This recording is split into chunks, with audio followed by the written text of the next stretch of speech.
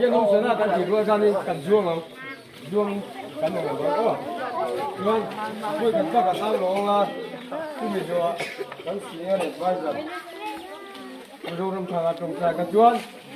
voi ní khá, cần hút phăng hay là cho đi cái gì cũng thôi nha, mà sẽ cái gì cũng thôi luôn á. Asan chú, is Sunday me tour. Cần là đem tour gì là ngay chắc, khá. Lo se tura ni kan conductor te point te mai tura ngai la ni siamo ka se chu dung nung be la gen ho sa na ro le tu la min kai ho chu ka ka ông voi ka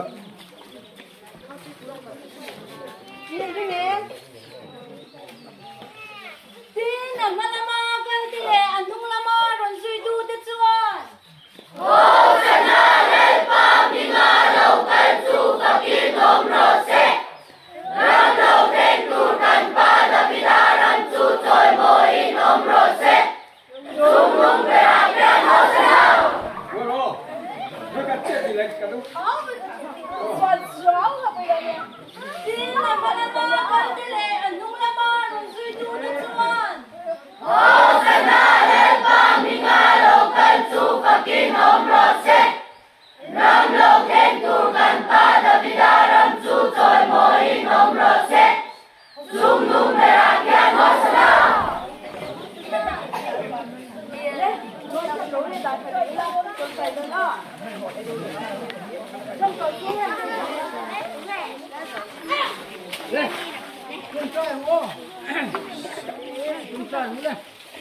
lão pa kan Pathianni tak ni thang chu hei takin jinga nit khatak mai bo ruak nuam tak mai te ni bo se chaka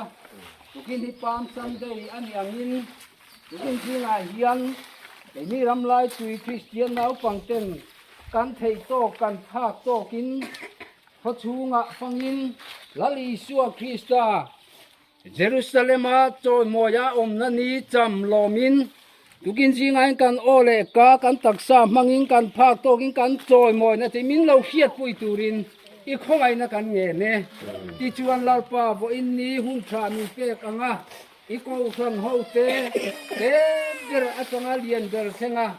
voi ni a nang ma paka choi moi thu le lain pol thei turin kan hun zong le kan taksa te kita kan on ram ko kan ni ti chuan tukin jinga kan au la kha kan nun min khoi tu Naupangte te ni mai la kong dik min kai khoi tu atana mal min som sakturin lali suwa Krista min kan dong di le ale ta ro le ta ro le